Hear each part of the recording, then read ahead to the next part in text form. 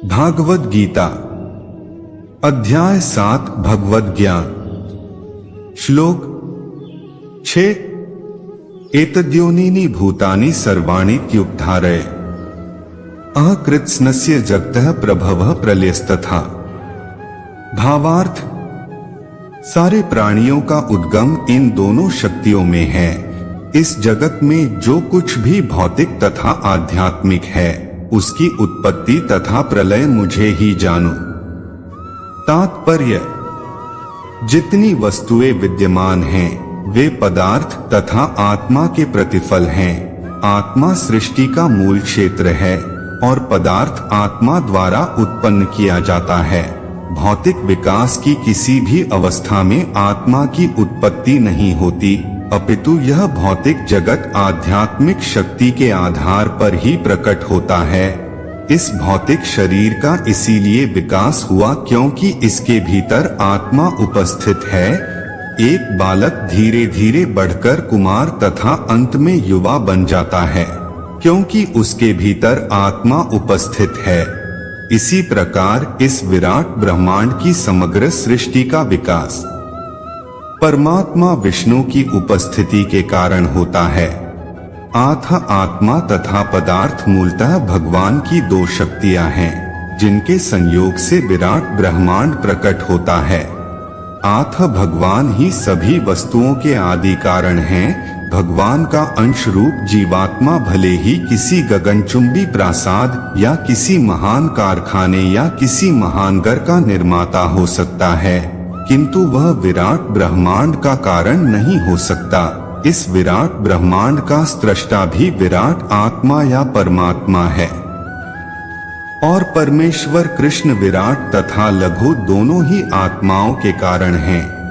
वे समस्त कारणों के कारण है। इसकी पुष्टि कठोपनिषद में हुई है। नित्यो नित्याना चेतंश चेतनाना। अध्याय 7 भगवद ज्ञान श्लोक 7 मत्तः परतर नान्यत् किंचिदस्ति धनंजय मयि सर्वमिदं प्रोतं सूत्रे मणिगणा इति।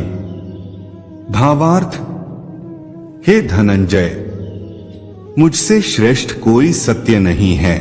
जिस प्रकार मोती धागे में गुंथे रहते हैं उसी प्रकार सब कुछ मुझ पर ही आश्रित है। तात्पर्य, परम सत्य साकार है या निराकार, इस पर सामान्य विवाद चलता है। जहां तक भगवद गीता का प्रश्न है, परम सत्य तो श्री भगवान श्री कृष्ण हैं और इसकी पुष्टि पद पद पर होती है। इस श्लोक में विशेष रूप से बल है कि परम सत्य पुरुष रूप है। इस बात की कि भगवान ही परम सत्य हैं ब्रह्म संहिता में भी पुष्टि हुई है। ईश्वर है परमः कृष्ण सच्चिदानंद विग्रह। परम सत्य श्री भगवान कृष्ण ही हैं जो आदि पुरुष हैं। समस्त आनंद के आगार गोविंद हैं और वे सच्चिदानंद स्वरूप हैं। ये सब प्रमाण निर्विवाद रूप से प्रमाणित करते हैं कि परम सत्य पुरुष हैं जो समस्त कारणों का कारण हैं।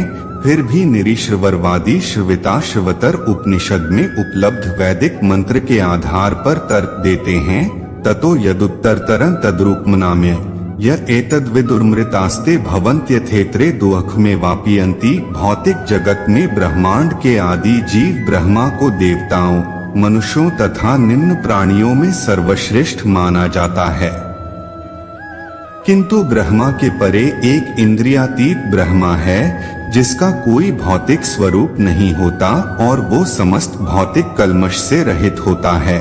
जो व्यक्ति उसे जान लेता है वह भी दिव्य बन जाता है, किंतु जो उसे नहीं जान पाते वे सांसारिक दुखों को भोगते रहते हैं। निर्विशेषवादी अरूपम शब्द पर विशेष बल देते हैं, किंतु यह अरूपम शब्द निराकार नहीं है। यह दिव्य सच्चिदानंद स्वरूप का सूचक है, जैसा कि ब्रह्म संहिता में वर्णित है और ऊपर उद्धृत है। श्रविता श्रवतर उपनिषद के अन्य श्लोकों से भी इसकी पुष्टि होती है। वेदाहमेतं पुरुषं महान्तमादित्यवर्ण तमसः परस्तात्। तमेव विद्वान्ति मृत्युमति नान्यः पंथा विद्यतेनाय। यस्मात् परं नापरमस्ति किंचिद यस्मान् नाणीयो नो जायोति किंचित। वृक्ष इव स्तब्धो दिवि तिष्ठत्येकस्तेनेदं पूर्ण पुरुषेण सर्वम। मैं उन भगवान को जानता हूँ जो अंधकार की समस्त भौतिक अनुभूतियों से परे हैं। उनको जानने वाला ही जन्म तथा मृत्यु के बंधन का उल्लंघन कर सकता है। उस परम पुरुष के इस ज्ञान के अतिरिक्त मोक्ष का कोई अन्य साधन नहीं। इस श्लोकों से निष्कर्ष निकलता है कि परम सत्य ही श्री भगवान हैं, जो अपनी विविध परापरा शक्तियों के द्वारा सर्वव्यापी हैं। हरे कृष्णा।